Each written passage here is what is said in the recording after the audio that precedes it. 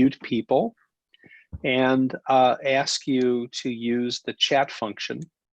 If you're new to Zoom, and I can't imagine that anyone's actually new to Zoom at this point, but if you are, we're going to ask that you pose your questions in the chat in the chat space, and both Amy and I will be watching them, and we'll do our very best to include as many of your questions or possible comments as part of the program. And I want to encourage you to make use of it, because it makes this technology that much more engaging. So it's my pleasure to welcome two very special guests to our Anshe Emet community, though neither is really all that new to the community. We know them both.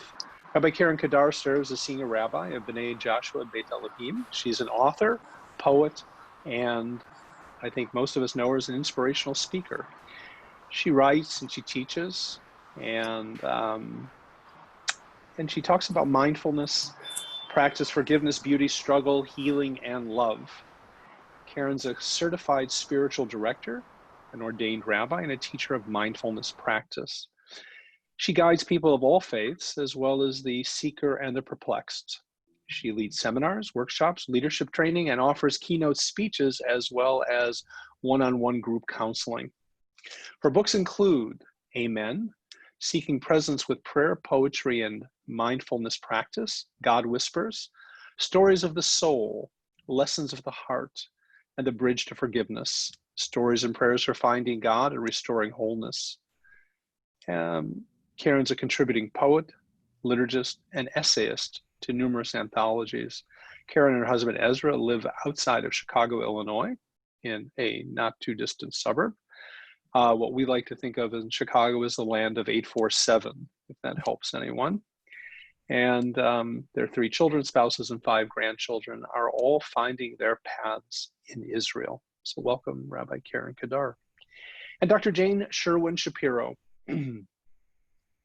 Jane Shapiro is passionate about all aspects of Jewish teaching and learning, and we know her to be a master teacher, and we've certainly benefited from her abilities, her pedagogic abilities at Anshe Emet. She's been a teacher to many over the last 30 years in classes ranging from weekly Torah study to Jewish thought, history, and literature. An associate director of the Florence Melton School, Jane has worked with teachers across North America and Israel to develop great pedagogic practices. She has consulted with organizations ranging from the American Jewish Committee, the Jewish Theological Seminary, Camp Ramah, Spertus, and Jewish Federations of North America. She's a graduate of Princeton University, studied at Columbia University, and received her doctorate from the Jewish Theological Seminary in 2016. She's a graduate of the Mandel Teacher Educators Institute and Visions of Jewish Education Projects. In 2017, Jane received an Educators Award from the Covenant Foundation, a singular honor. In 2018, she was featured in an Eli talk on the Torah of Bubbyhood, which is a wonderful, wonderful Eli talk to watch. She lives in Skokie, Illinois with her husband, David, and is also a mother to 4 sons, mother-in-law to 3 daughters, and grandmother to 4.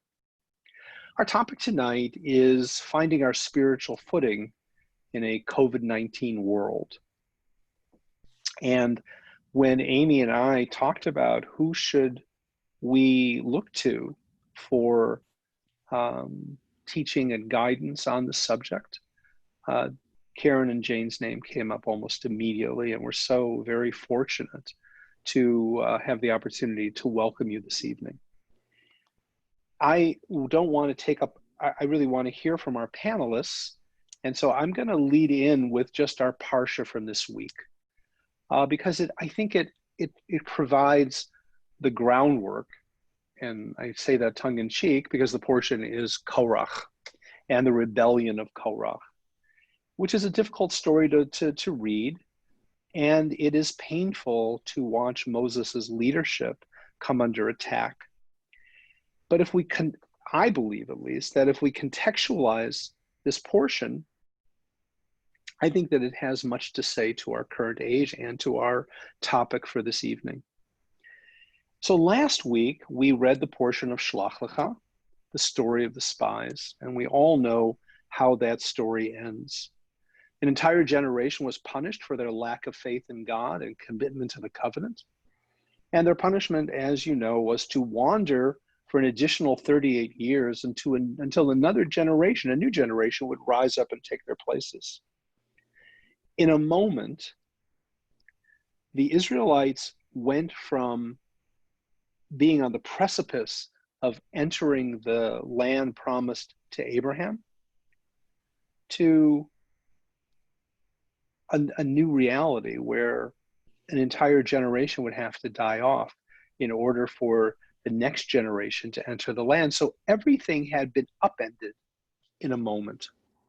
And I think that in some ways, the portion offers its own tutorial for how to respond in a moment of, or maybe how not to respond in a moment of crisis. The story of the rebellion of Korach is ultimately a story about what happens when people only look outward to make sense of their situation. The Israelites seem incapable of being introspective, to ask how we got to this situation, to begin to, and what is not only our relationship with each other, but what is our relationship with God, and what's our relationship to the covenant? They live in what I would say, in our jargon of today, an utterly transactional universe. And they are looking for someone or something to blame for their situation. So who better than Moses? What's missing in the story is a life of the Spirit. There is no hope. There is no sense of wonder. And God comes in, but not at the people's behest, but as basically the protector of Moses. There is plenty of tribalism to go around in this portion, with little, if no, sense of community. And as a result, God also responds outwardly. The ground opens up, swallows Korach and his followers up. Though Moses' leadership is ultimately secured in the Parsha, at least for the time being, that too will change in the chapters to come, the people are really given very few tools to cope with their situation, about how to find spiritual footing in a tumultuous moment. I don't think I have to work very hard to connect the dots to our own current situation. Our lives, every one of our lives, and that's how we began our conversation tonight, has been upended by the coronavirus. And as we speak tonight, the numbers are rising in terrifying ways in southern states, and our world is filled with fear, anger, disappointment. My hope for our conversation this evening is to address the spiritual in a way that the portion of Korach does not. So let's begin by just asking both of you, how do you react to this reading of the story? Do you think it has any bearing? And would you talk for a moment about how you define spirituality? Let's begin with you, Jane. I love the Parsha of Korach. I love it because it is this really flex moment, and it's easy to apply it to crises of community and leadership.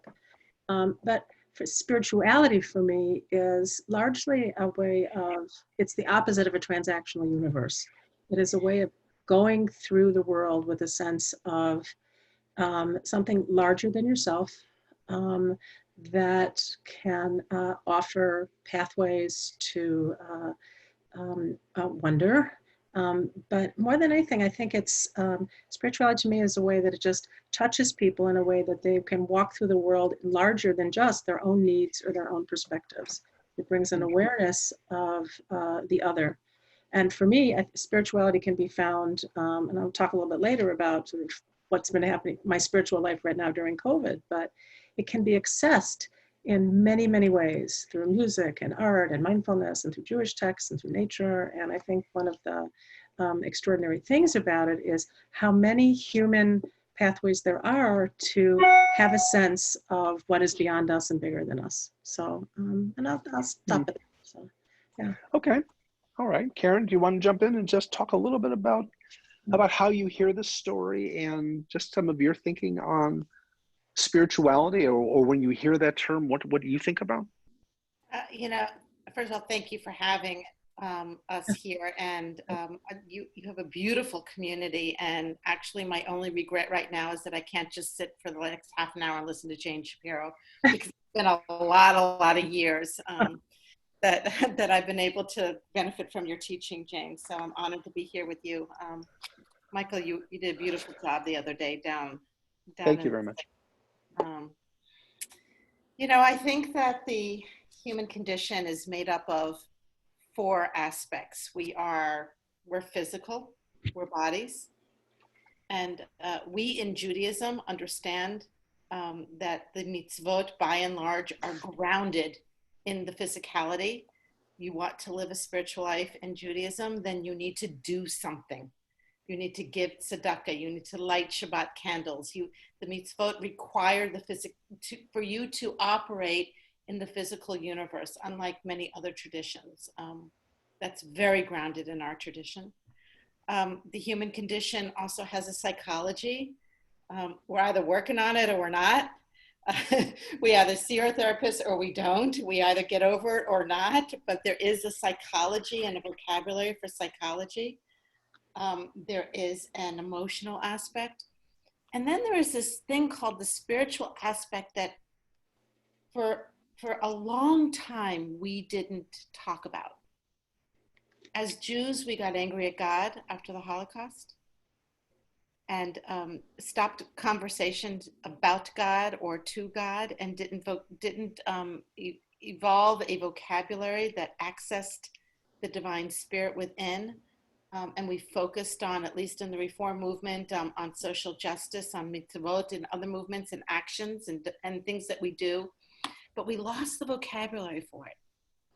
So losing the vocabulary for it made us a little bit like, well, when we talk about spirituality, it's like cotton candy.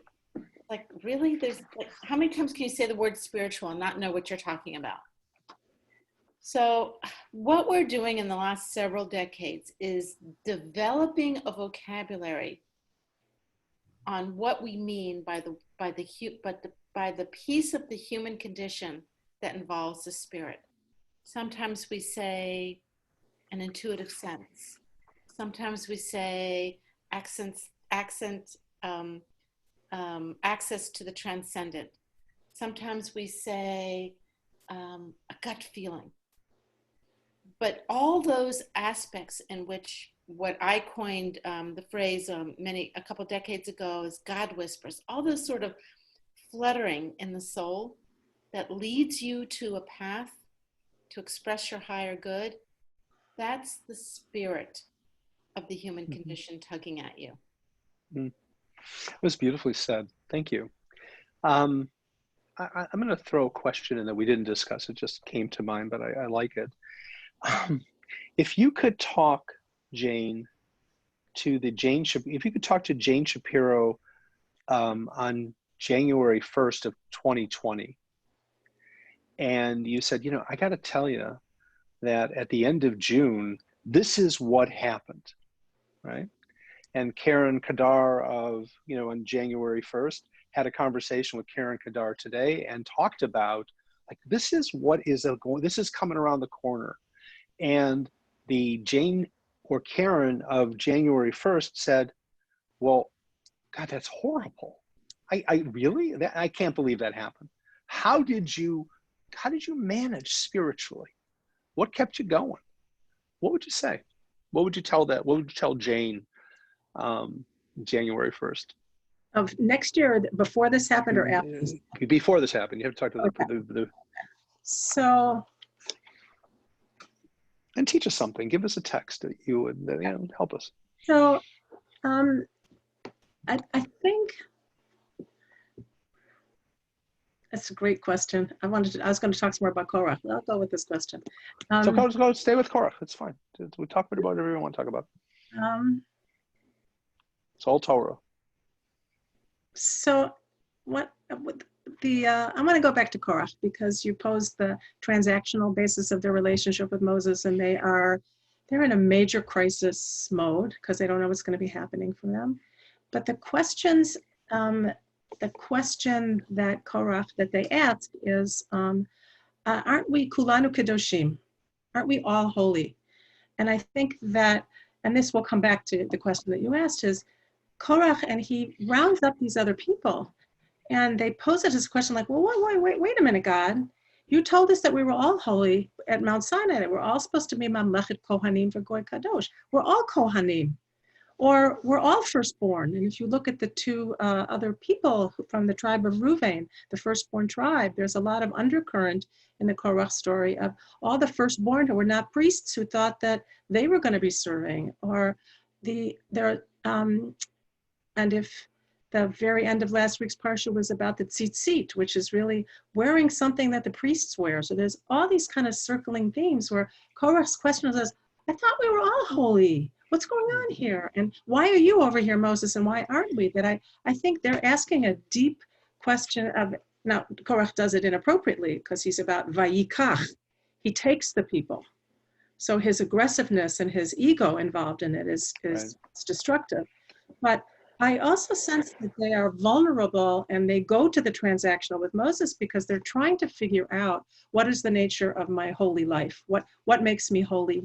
We were supposed to be like this. How do we pivot to a different kind of holiness now when these systems are being set up? So that comes back to your January question.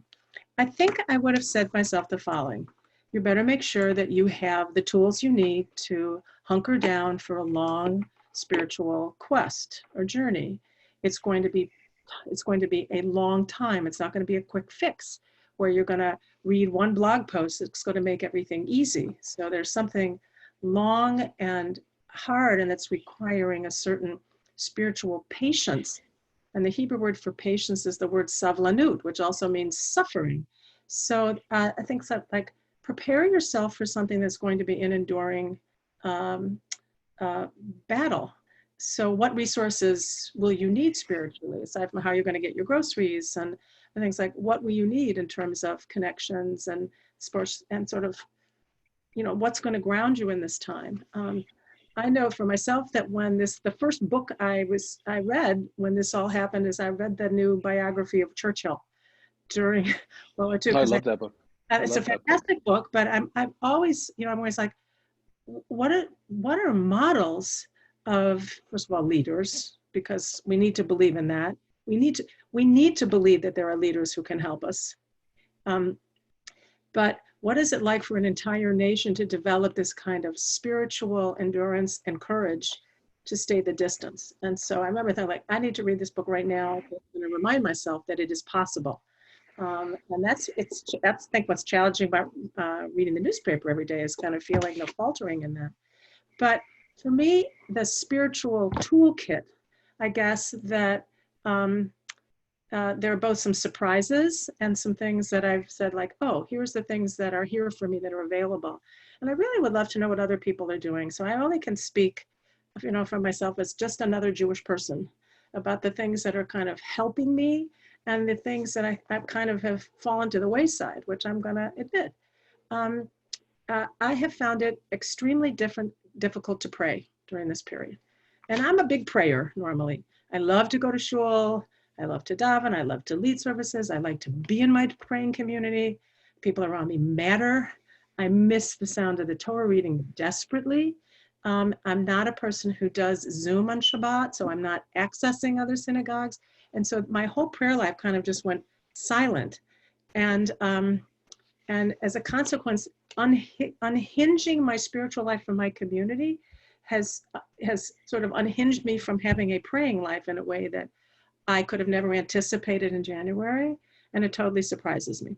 I'm somebody who sings Jewish music pretty much every day, and I found that my voice has gone away. I don't have that voice to kind of draw out my spiritual longing. So I don't have an answer to why that's so, but it's something I've been tracking in a curious way.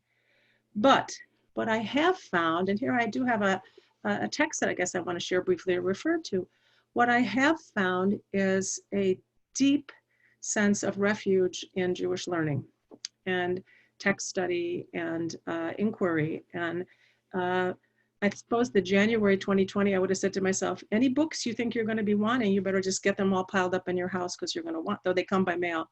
But stack up, go through your bookshelves and all the books that you never got to read in graduate school or they've been sitting on your shelf, pile them up so you have, you can focus on them and be surrounded by them in some way. So I think that in lieu of praying, the thing that is other than my own learning in order to teach, because being able to talk about it, but the thing that is utterly like come out of left field, but is grounding me spiritually, is I decided I got an attack of FOMO in January and decided that I had to do Daf Yomi. I did not want to miss out in 7.5 years when everybody was having a big party and celebration. So I decided I could read, a page of Sefaria every day. I could read Talmud. And it's become really a spiritually grounding place for me because every day the sun is shining in Babylonia.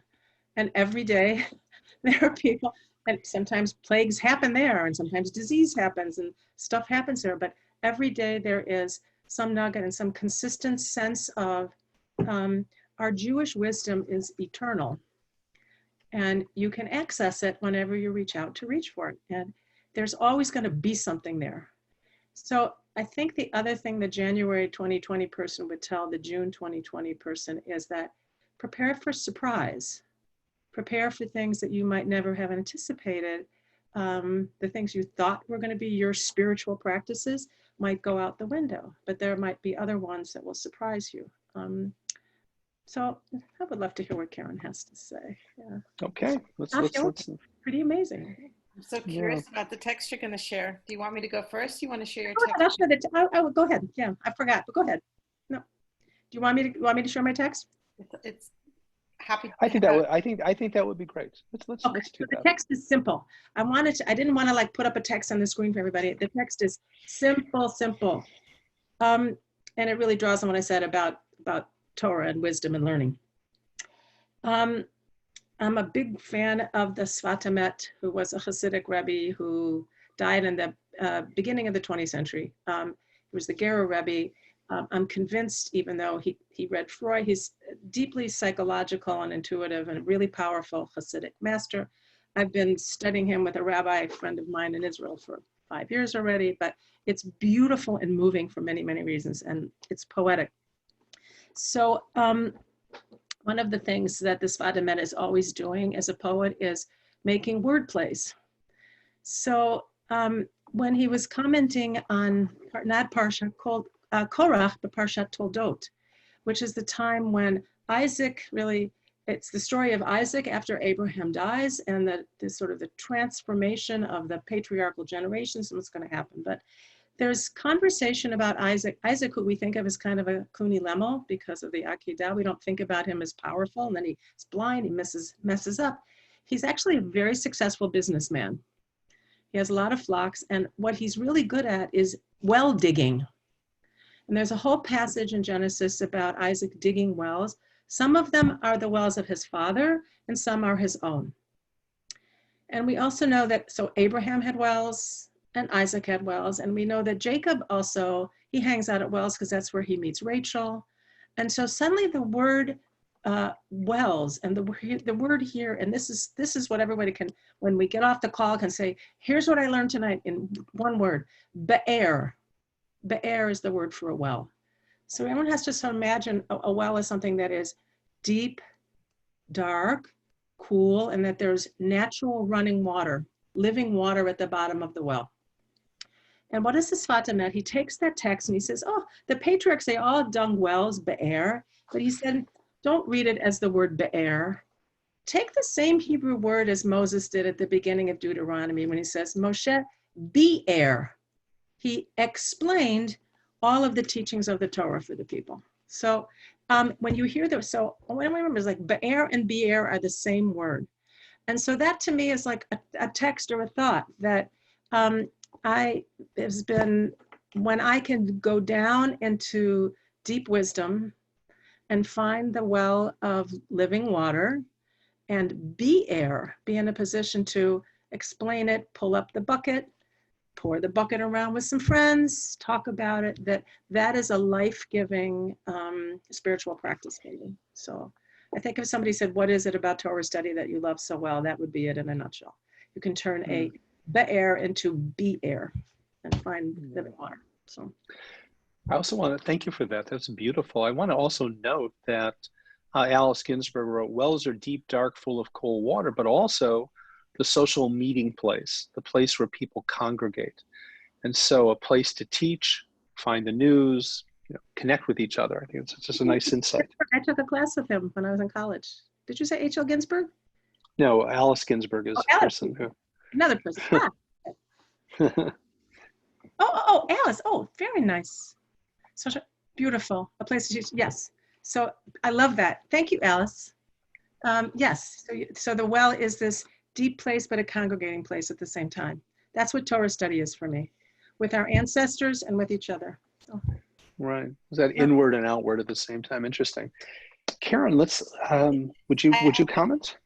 So beautiful. Oh my God. I'm teaching Sfat Emet almost every Shabbat now, Jane, and I'm jealous that you've been learning for 5 years with a rabbi in Israel. There's so much I can say about the well right now. When we went to build our entire new synagogue in Deerfield, Illinois, I said, we're going to start with a village center. And somebody said, well, what's a village center? How's that different from a mall or a coffee shop? And I told the story of my mother-in-law of blessed memory, Rachel, who was from Aleppo, Syria. Oh, wow. And Rachel was there in remote doing dishes, one dish at a time, no dishwasher. We were all sitting watching her, one dish at a time. And she sighs from the other room and she says, Elu ayu yamim b'chalab. Those were the days in Aleppo. So I yelled out to her, Lama Ima, why were those the days in Aleppo? And she said, because in Aleppo we didn't have to stand and do dishes. I said, well, why didn't you have to stand and do dishes? She said, because in the center there was a well. And all the women would come out to the well. And together we would sit and do dishes. Elu hayu yamim, those were the days. Oh, that's great. Mm-hmm. And that image of needing that, I taught in our synagogue that was the meaning of Chadesh Shemenu Kekedem. We shall renew our days as an old, because we are in desperate need of the gathering place, of the well, and of the image of the well. So I wrote this prayer about the prayer of the well digger that I'm going to read now, and then from there jump off on to answer Rabbi Siegel's question. So it's called Overflow, the prayer of the well digger. I did not notice the dawn. All possibility eluded me. So immersed was I in the dull and numbing routine of a driving force to succeed, to accomplish, a restlessness, a compulsion, vanity, emptiness. And then, with compassion and without judgment, a gentle engagement tugged me out of my complacency, and behold the breath, and the dawn returns, and the emptiness has meaning, like a well, hewn by nature, by God, by the will to overflow. And I draw upon the waters of Eden, nourished by the source of all good, and instead of an ordinary day, extraordinary, endlessly filled with possibility. This is the prayer of the well digger. Beautiful. So thank you for your... That's extraordinary. And in this village center, that since you tossed off the well digger to me, we have 3 arches. And in the arches are the 3 words, each arch: faith, courage, and wisdom. And if you were to ask me what this period means and what I would have said to myself, last year, I would say that we're kind of in a sustained timeout. We've been sent to the corner. And after we have gone to the corner in this timeout, we, many of us anyway, have experienced an ultimate dismantle. I feel like I have dismantled, as you said, Jane, you know, if I can't go on Zoom for Shabbos, where's my prayer life? Where's the sound of a Jew laning Torah? How can I access my, and so in this dismantling, we have to draw upon these three spiritual principles that are fundamentally Jewish: faith, courage, and wisdom. So if you allow me just a moment, I'll tease those out a little bit. Please. So faith, we learn from Jacob. He leaves his brother. He gains great wealth. He hears that his brother is coming to meet him with 400 men. He's nervous. He divides the Rachel tribes and the Leah tribes, and he goes down by the river, as the story that we all know. And this stranger, some say an angel, comes and starts to wrestle. And he says to this angel, "Who are you?" And the angel doesn't answer him. And they wrestle, and he becomes wounded.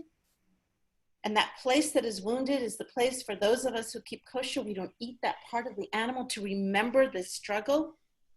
And they wrestle, and the sun starts to rise. And it is extraordinary that Torah tells us what time of day it is. And I remember Emily Dickinson, "The sun is rising a ribbon at a time." And Jacob says to this angel, "Who are you?" And the angel says, "I'm not going to tell you who I am. I'm going to tell you who you are. You're no longer Jacob. You are now Israel, Yisrael." And folks, this saves Judaism for us. Because anytime we are taken down, and we have been taken down, and we shake our fists at the heavens saying, "What was that about?" We go in a legacy of not the children of Abraham, not the children of Isaac, not even the children of Jacob, but the children of Israel, one who struggles with God. That struggle is fundamental to our DNA as Jews, and it is our legacy. So if you are struggling with your faith, you're in good company. Exactly right.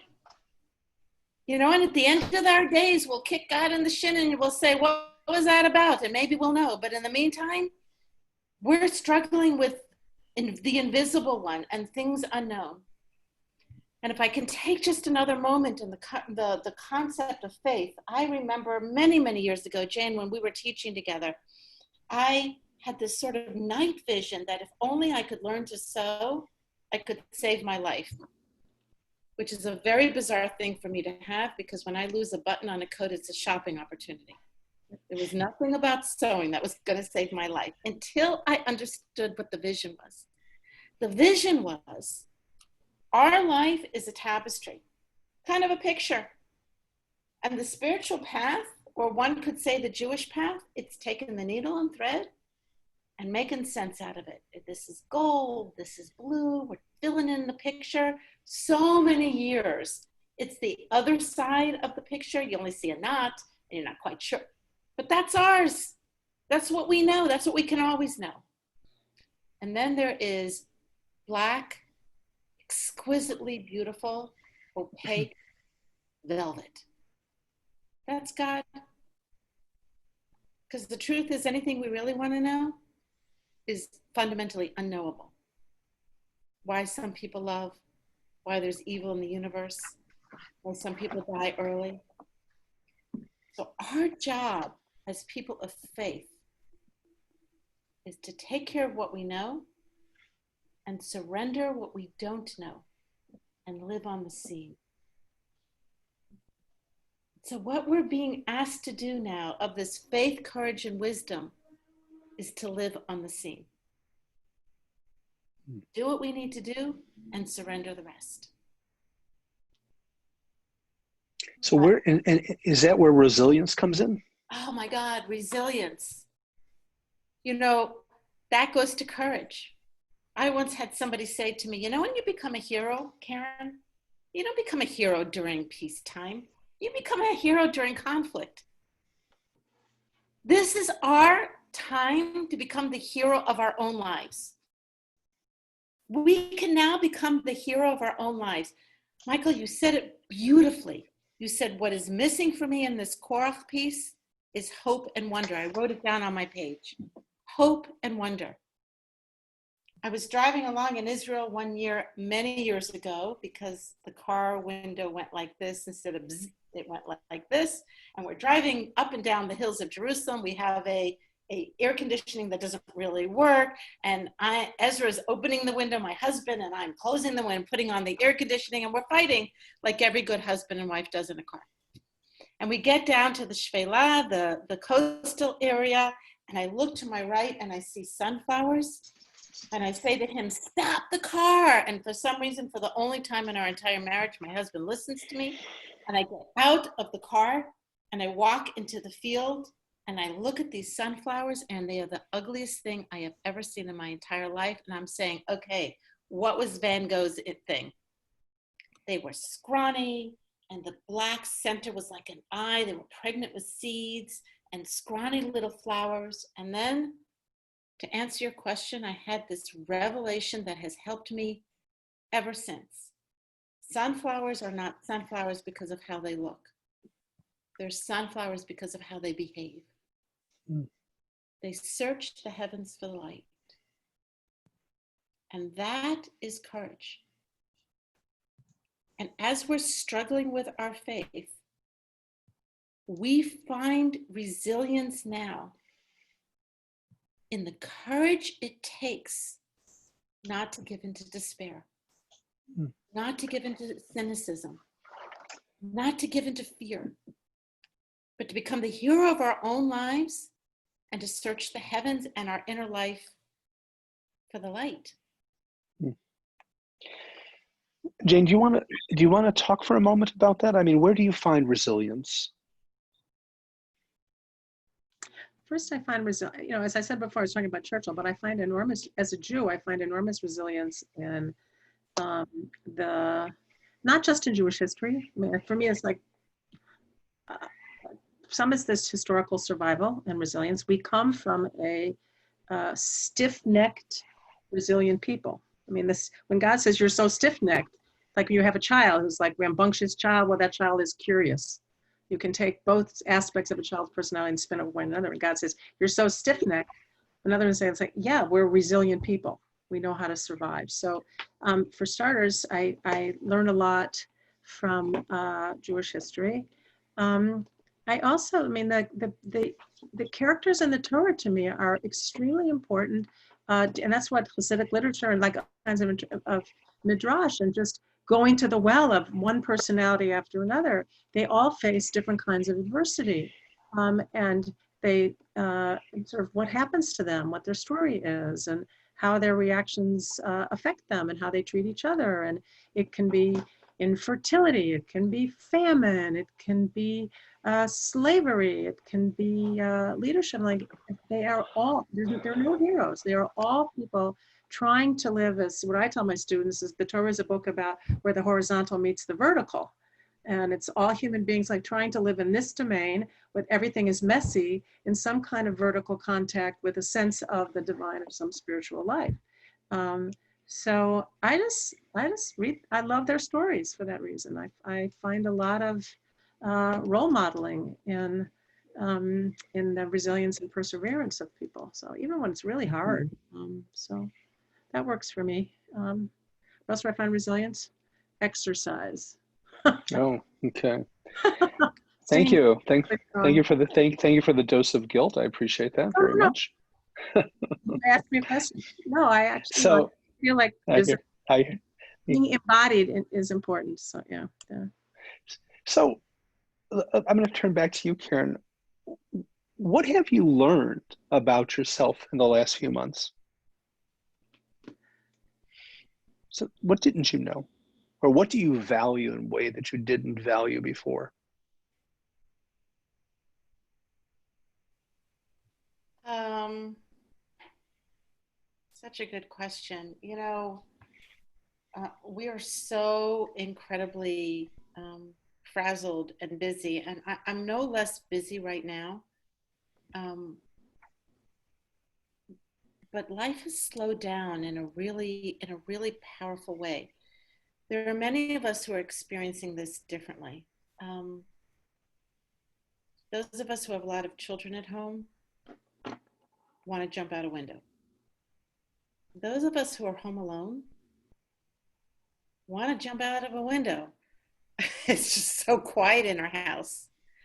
Those of us who are hanging out with people in our apartment or our condo or our house that we actually like, it's kind of nice to have dinner. Those of us who are in abusive situations, we're really afraid. And all of us are experiencing this isolation in a different kind of way. I am gratefully in a beautiful condo with a man that I feel safe with. So I have slowed down, and I am practicing the art of linger. Linger. What's it mean to linger? I'm going to read another thing that I wrote. Is that okay with you? Please. Called linger. It says, and I learned this when I was in Paris and years ago. And when you sit and have coffee in Paris, you kind of have this teeny little cup, no refills, and all the tables are facing out into the street, and you linger, as opposed to getting annoyed at Starbucks that what's the matter with them? I'm waiting too long, and I take my cup to go. And lingering is really an art. And it's really, really important. Stay a while of fickle thought, that I may practice sacred, practice elevated thought, practice sustained thought, practice stillness, practice non-thought. Help me, O Holy One of Silence, to cultivate a gentle way of being in the world. Reveal your truth and beauty, that they may be at the core of my desire. May I learn to liberate the light from the routine way in which I see the world. Help me to regard, not to merely see, to linger, not to merely walk, to breathe, to consider, and to speak. May my very being beautify this world. That's what I'm trying to learn. It's a beautiful poem, and when you use the word breathe, it really struck me because I have become so aware of breathing during this period of time. Like most people I know of a certain age, there's a certain paranoia about breathing. Am I breathing deeply enough, right? What's going on inside of me? So that's part of it. We marched last Friday, and I had a chance to talk a little bit about what it means, to not be able to breathe, especially in a world where God gives us breath. And traditions that celebrate that, whether the Muslim tradition, the Christian tradition, or the Jewish tradition. But wearing a mask, I become very aware of my breath. I can hear it. I'm walking and I hear it. And I've been thinking a lot about, and I'm not sure which Hasidic master taught this, but that the holiest name of God, the Yud-He Vav-He, are all breathing consonants. So that whenever you breathe out, you're actually calling out God's name. Mm. And the only question is, are you listening to it? So breathing through my nose and breathing out through my mouth, I'm constantly thinking about my relationship with God and in this kind of topsy-turvy world, which is a really interesting spiritual journey in its own way. And I wonder what you have, what you've learned about yourself, or what you're more aware of in this time. And I'll turn to Jane for a minute and think about that. Well, Or as- even, or yeah. even your relationship with God. How has it changed, or has it changed? Well, I realize how much I need my community to pray and how much my praying experience to God requires others. So prayer for me is it's clearly it's partly on an ethical plane. It's the panim, it's the panimi. Another Sfat Emet context is the panim, the face, also reflects the pnimiyut, the inwardness of others. And so I'm having harder to time talking to God because I don't have the other people's, other spirits and other people's spirits, other human beings breathing next to me. I'm finding that, and maybe this is a little bit what Karen was saying about listening and slowing down. I think that this, not obsession, but this stepped up sort of studying I'm doing it's a place where God is talking to me.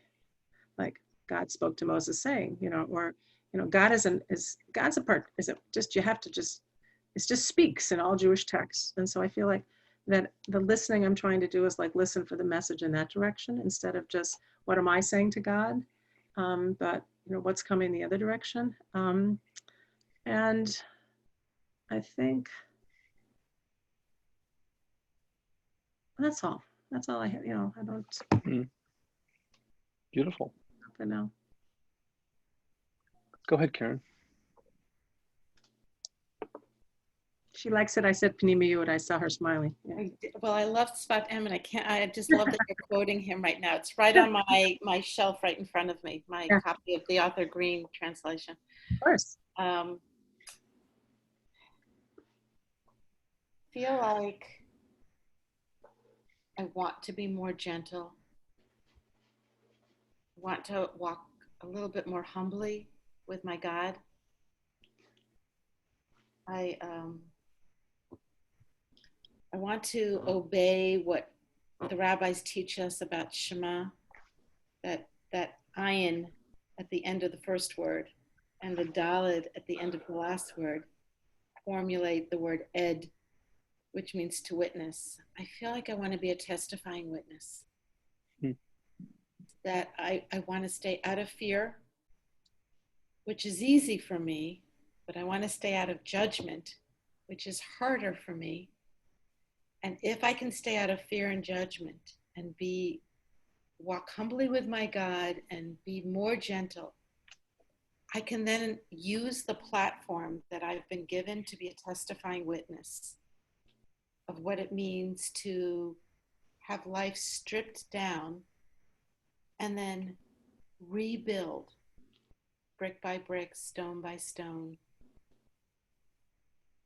wall by wall. And how does curiosity fit into that? Curiosity is such a good question. Curiosity, I've come to learn, is the opposite of judgment. Mm-hmm. So if you sit in judgment of yourself, which we all have been in judgment, oh my God, why am I doing this? Why can't I do this? Or we sit in judgment of another, I can't believe, and how could he? The opposite of that is not non-judgment. The opposite of that is curiosity for yourself. Oh, that's so interesting. I'm noticing that I am judging myself right now. Wonder where that comes from. Or I notice that he's walking through this world in a haughty way. I wonder, to go back to what Jane said, savlanut, to carry another person's burden. I wonder what burden he's carrying. Right. We have more time now to ask people about their stories. I'd love to listen more, right? Suddenly connecting with people we haven't connected with in a long time because people have more time to do that. And I think that, and the question is, are we engaging our curiosity with them? Are we kind of taking a breath and just saying, let's or kind of, to sit a little longer, to savor that moment is such a beautiful thought.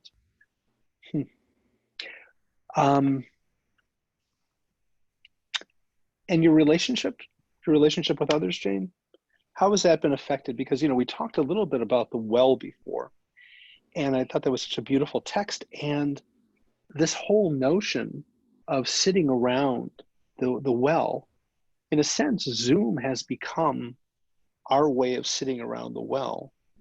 And on one level, it's sort of satisfying, and it's, what a blessing it is that we have it. But, not so much. What do you think, Jane? Because you're spending a lot of time, and with the rabbis in the pages of the Talmud or Sfat Emet. Oh, I'm spending a lot of time on Zoom teaching, trust me. Yeah. So yeah. I spend more time talking. It isn't, I don't want anyone to come away thinking like, oh, she's holed up in her study and like all she's doing is reading books all day, because it's not like that. Most of the reading that I do is in the service of teaching. So I spend a lot of time with screens like this with people, and I miss my students in person very much, very much. I miss not seeing the full contours of their face and their presence, and I miss not seeing their eyes for real. And people have just sort of become these disembodied, pajama wearing, people from the bottom. So, I miss the, in the same way that exercises keeps me resilient, I miss the embodied experience of being a human being with many other people. And I'm glad that I have a husband that I live with and I'm not alone. So,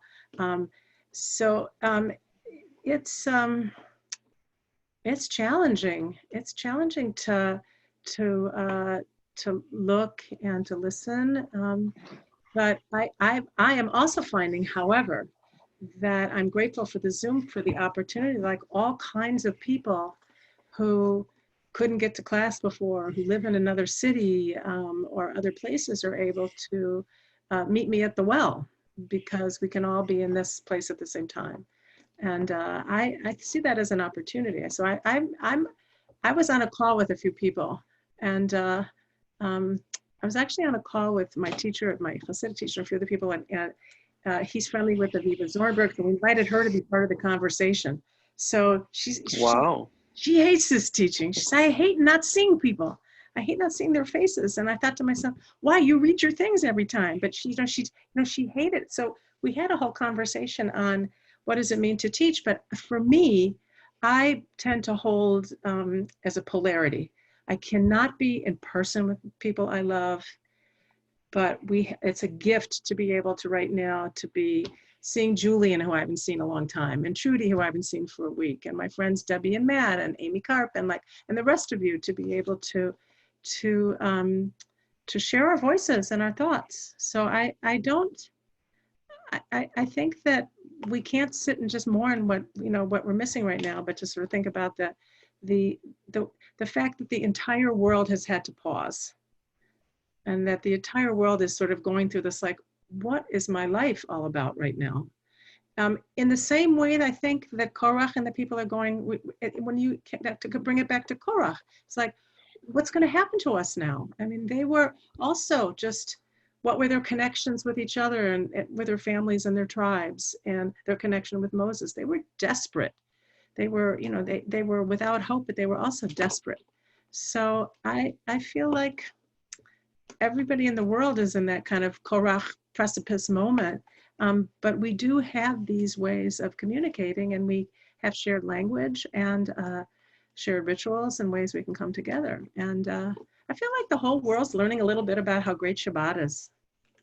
Take a walk with your family. It's Shabbat. Take a walk with your family, because you can, So I like to hold the opportunities that this time is bringing us on a good day in equal balance with my sadness that I can't see my grandchildren. I can't pick them up and I can't be with them. My kids haven't brought me in there to be the nanny. And they're trying to protect us. So I always feel like I'm kind of having to hold things in balance between the opportunities and the sadnesses of the time. So I talked too long. I would love to know what other people have to say also, if we have time for that, but we might not. So, yeah. By the way, I love what Julian wrote about the spirituality of serving others, about the importance of reaching out to others. Karen, what would you say about your relationships and what you've learned in this time of COVID-19? Well, I'm actually an introvert. So for introverts, there's been a lot of blessing in this time. It's the anti-onig. So I've had, on one hand, as same as Jane says, holding the paradox. On one hand, I'm responsible for this large synagogue. I mean, you know about this, Michael, and all of a sudden, all our content, all our delivery systems, everything we knew how to do, it takes me now 17 hours to figure out how to do a bar mitzvah or to do a Zoom wedding. And so everything is so highly stressful and takes an enormous amount of time. But on the other hand, there is an inner quiet because as an introvert, I've got the quiet around me. And it's actually quite a gift. So I'm trying to handle the stress, and I'm trying to revel in the quiet. Beautiful. I'm going to ask one more question, and if a person came to you who had never opened a Siddur before and asked you, what prayer should I recite in the age of COVID-19 from the Siddur? What tefillah would you offer them? What do you think, Jane? I love, you got to get your prayer book out? Well, yeah, in the Reformed tradition. Not everybody can claim that they were one of the editors of the Siddur that they pull out. I just want to mention that. Would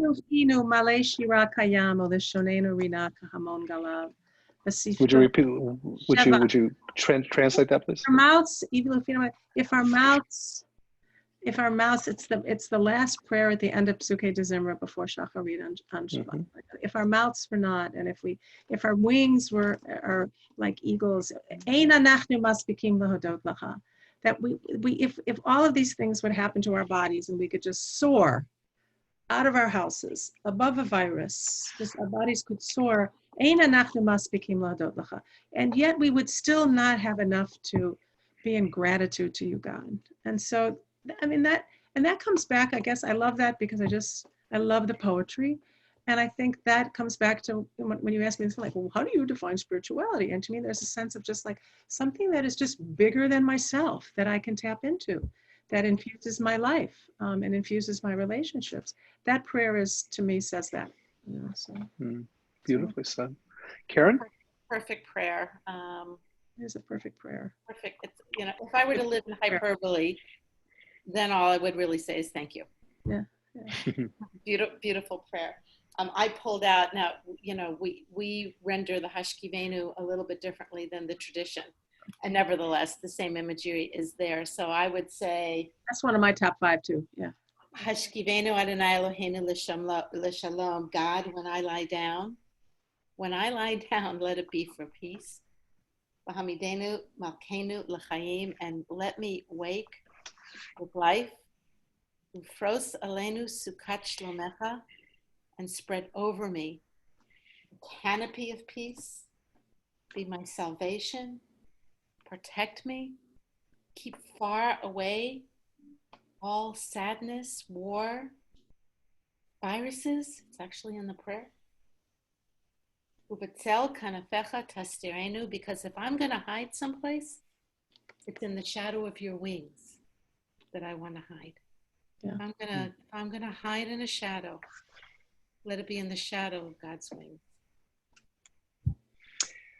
What a special gift this evening has been to all of us, to have 2 master teachers share their thoughts, their poetry, their Torah. We're so indebted to you, and I hope that we'll have other opportunities to sit down and have conversations, and with God's help, we will sit down live and in person and be able to actually look at each other. But this has been a real treat and a gift to all of us. So thank you both. Thank you, Jane Shapiro, and thank you, Karyn Kedar. Kenya Hiretson. Amen. Keep fighting the good fight, Michael Siegel. We're all in it. We're all in it. Whether you know it or not, we're all in it. We're all in it. All right. Have a great evening, everybody. Thank Bye. you so much. Bye-bye now. Shabbat shalom. Thank you.